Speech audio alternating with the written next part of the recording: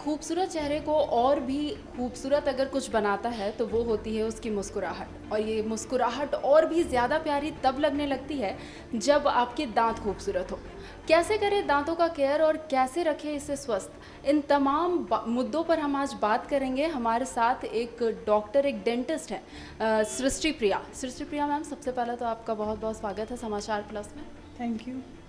Ma'am, हमने अक्सर देखा है कि इस भाग दौड़ भरी ज़िंदगी में क्या होता है कि हम अपने स्किन का तो केयर कर लेते हैं, लेकिन अपने दांतों को उस तरीके से नहीं देखते हैं, उस तरीके से ध्यान उसका नहीं रख पाते हैं। तो कैसे इस टाइम पर जो कॉमनली हम लोगों को किस टाइप की जो बीमारियां है वो होती है और लोग उसे इग्नोर करते हैं? खुशबू, पहले तो मैं बोलना चाहूँगी आपने बहुत ही अच्छा क्वेश्चन पूछा है ये, क्योंकि आमतौर पर भी देखा जा रहा है कि जब भी मरीज़ हमारे पास आते हैं तो वो उस स्टेज में आते हैं जब दांतों की समस्या बहुत ज़्यादा बढ़ जाती है। पर इनिशियल स्टेज में कहीं ना कहीं हम खुद जान रहे होते हैं कि हमारे दांतों में प्रॉब्लम हो रही है। जैसे जब भी हम ब्रश करते हैं या फिर सो के उठते हैं तो कई बार देखेंगे आप कि जैसे दांतों के मसूड़ों से खून बहना स्टार्ट होता है। कई बार हम जब कुछ ठंडा या गर्म खाते हैं तो सेंसिटिविटी, जिसे हम झंझनाहट कहते हैं, वो बहुत ज़्यादा स्तर पे होती है। बच्चों में भी दांतों की समस्या बहुत कॉमनली देखी जा रही है। तो इनिशियली अगर हम इन सारी समस्याओं को खुद भी देखें और प्रॉपर केयर करें तो उसे ज़्यादा बढ़ने से हम रोक सकते हैं। तो अभी जैसे कि आपने बताया कि हम लोगों में कॉमनली यही बीमारियां होती है कि मसूड़ों में सड़न या फिर दांत में दर्द या ब्लीडिंग, जो आप बोलते हैं ब्लीडिंग होने लगती है। तो इन सारी चीज़ों पर हम ध्यान कैसे रखें? अगर हो रहा है तो उसे हम कैसे होम, मतलब होम रेमेडी जिसको बोलते हैं, वो होम रेमेडीज़ क्या हो सकती हैं इन सारी चीज़ों को रोकने के लिए, या फिर आगे ये ना हो उसको उस पर ध्यान रखने के लिए?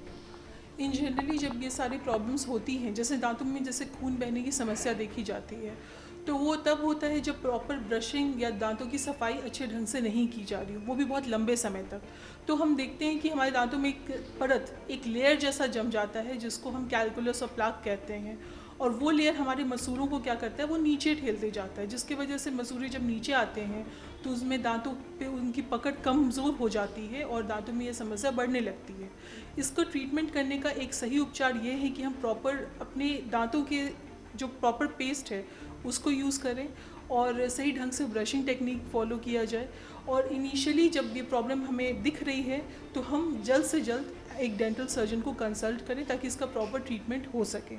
जैसा कि अभी हम सब जानते हैं कि कोरोना पीरियड चल रहा है। कोरोना का पहला और दूसरा वेव जो है वो लगभग ख़त्म हो चुका है, और इसके बाद शायद हमने देखा है कि बहुत सारे कोरोना पेशेंट्स जो हैं उनमें भी डेंटल प्रॉब्लम्स आ रहे हैं। तो ये क्या सही है? मतलब कोरोना पेशेंट्स में जो ठीक हो चुके हैं उनमें डेंटल प्रॉब्लम्स हैं? ये आमतौर पे पाया गया है कि जो भी मरीज़ कोरोना से संक्रमित होते हैं उनमें दांतों में कुछ प्रॉब्लम्स है वो ज़्यादा स्तर पे बढ़ जाती है, बड़ी भी देखी गई है। जैसे अभी हमने डिस्कस किया जिंजिवाइटिस, पारिया, इसकी प्रॉब्लम बहुत ज़्यादा होती है। दांतों में सड़न होना वो भी ज़्यादा स्तर पे देखा गया है। दांतों का कमज़ोर होना ये भी बहुत ज़्यादा स्तर पे देखा गया है। तो इन सारी समस्याओं को आमतौर पे मरीज़ों में जो कि कोरोना से संक्रमित होते हैं, आजकल ये सारी फाइंडिंग्स बहुत ज़्यादा फाइंडिंग्स हो रही हैं, ज़्यादा देखी जा रही हैं ये सारी चीज़ें। तो आपने बताया कि जैसे कोरोना जो है, कोरोना के बाद जो पेशेंट्स आ रहे हैं उनमें कुछ डेंटल इश्यूज़ मिल रहे हैं। ये ब्लैक फंगस क्या डेंटल से रिलेटेड है? सबसे पहले मैं अपने दर्शकों को ये बताना चाहूँगी कि ब्लैक फंगस होता क्या है। आप ये जान के थोड़े सरप्राइज्ड होंगे, आश्चर्य होंगे कि ब्लैक फंगस हम आम तौर पे देखते हैं जैसे कोई सब्जियां हैं, कोई फल हैं जो सड़ रहे होते हैं, या फिर कोई गीली मिट्टी है उसमें हम आम तौर पे ब्लैक फंगस को देखते हैं। अब आपके मन में यह सवाल उठा होगा कि ये ब्लैक फंगस जब इतने कॉमन वे में दिखता है तो ये कुछ ही मरीज़ों को क्यों इन्फेक्ट कर रहा है। तो जो मरीज़ जो कि कोरोना से संक्रमित होते हैं और जिनमें हम लोग लॉन्ग टर्म जो कि बेनिफिशियल ट्रीटमेंट है, जैसे ऑक्सीजन थेरेपी या स्टेरॉयडल थेरेपी दी जाती है, या फिर जिनको पहले से कुछ बीमारियां प्रॉब्लम हो, जैसे डायबिटिक हो या इम्यूनो कॉम्प्रोमाइज पेशेंट हो, उनमें ये ब्लैक फंगस का ग्रोथ बहुत ज़्यादा स्तर पे होता है। तो अब ये सवाल ये उठता है कि इसे हम कैसे रोक सकते हैं और इससे बचाव कैसे कर सकते हैं। तो ब्लैक फंगस का ग्रोथ हम एक ही स्तर पे रोक सकते हैं कि जब कोई इस तरह से संक्रमित होते हैं उसमें हम लोग कुछ फाइंडिंग्स देखते हैं। जैसे एज अ डॉक्टर हम लोग चेक करते हैं पेशेंट को, और जैसे कई बार डिस्चार्ज, एक अलग तरह का डिस्चार्ज नाकों से आई वॉल से, या फिर पेशेंट के चेहरे पे अलग तरह की सूजन देखी जाती है, दांतों का नेचुरल तरीके से टूटना या निकलना देखा जाता है। तो ये सारी फाइंडिंग्स इनिशियल फाइंडिंग्स होती हैं। तो अगर हम इसको इनिशियली फाइंड आउट करें या डायग्नोस करें तो बहुत ही कम लेवल पे, मतलब बहुत ही मामूली स्तर पे इसका इलाज संभव है। एक कॉमन क्वेश्चन अभी मेरे दिमाग में आया है कि कोरोना पीरियड चल रहा है और बहुत सारे ऐसे मरीज़ जो है वो आपके पास कोरोना से ठीक होकर या फिर मे बी उन्हें नहीं पता हो कि वो कोरोना संक्रमित है, वो आपके पास आ रहे हैं। तो इस टाइम पर आप किस तरीके से उनका इलाज करती हैं, क्योंकि हम सब जानते हैं कि कोरोना जो है वो नाक और मुंह से ही ज़्यादा इन्फेक्शंस का ये था। एक सही उपचार कोरोना से बचने का यही है कि हम उसको प्रॉपरली अच्छे ढंग से प्रिवेंट कर सकें। तो प्रिवेंशन में जब डेंटल ट्रीटमेंट की बात आती है तो हम सब जानते हैं कि हमें इसी जोन में काम करना है, मरीज़ों का इलाज करना है। आजकल बहुत सारी ऐसी फैसिलिटीज़ है जिससे हम प्रिवेंट कर सकते हैं और अच्छे से ट्रीटमेंट भी कर सकते हैं। जैसे प्रॉपर वे में अगर हम पीपी किट पहनते हैं, एक हमारे पास आता है फेस शील्ड जिससे हम कवर करते हैं अपने आइज़ के ऊपर, और वो पेशेंट जो भी संक्रमित हो उससे क्या है कि वो आपको क्रॉस इन्फेक्शन नहीं होने देगा।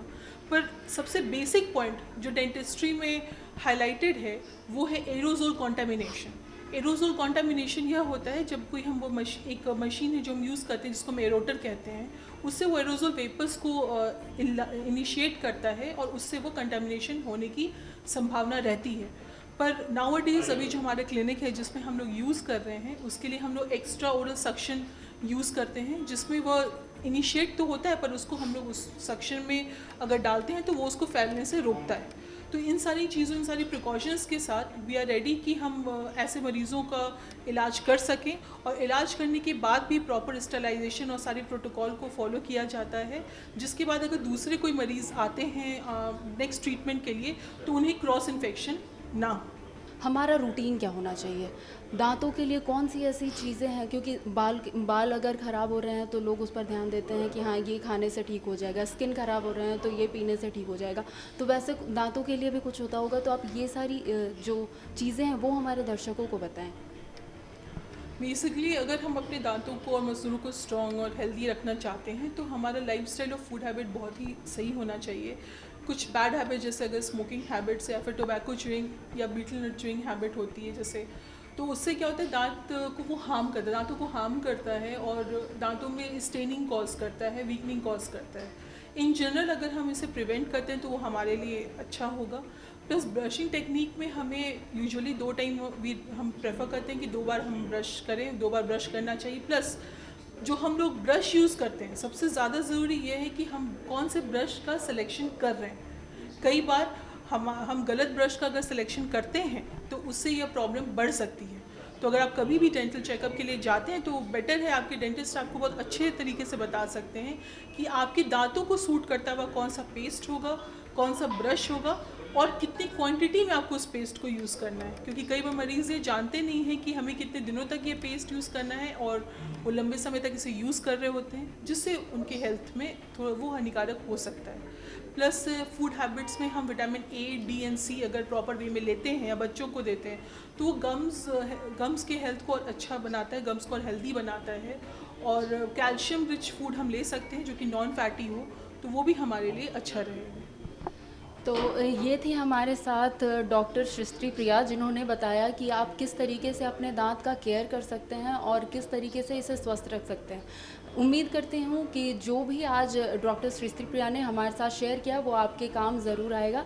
तो ऐसे ही तमाम सजेशन से अपडेट रहने के लिए देखते रहिए समाचार प्लस। नमस्कार।